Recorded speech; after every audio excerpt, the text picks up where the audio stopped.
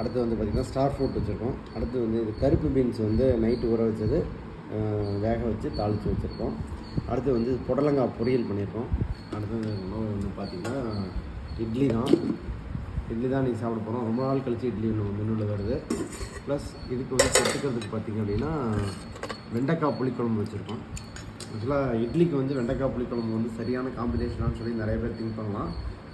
இது மதியத்துக்கு சேர்த்து பண்ணதுனால வந்து வெண்டைக்காய் புளிக்குழம்பு ப்ரே பண்ணிட்டோம். நம்ம வந்து எது வேணாலும் எப்படி வேணாலும் சாப்பிட்டுப்போம். இதுதான் தேவை, அப்படி தான் இதுதான் வேணும் அப்படின்னு சொல்லி எதையுமே வந்து ஒரு கண்டிஷனாக வைக்கிறது கிடையாது. அடுத்தது வந்து பார்த்திங்க அப்படின்னா நம்ம ஃபாலோவர் ஒருத்தர் வந்து நேற்று கேட்டிருந்தார்,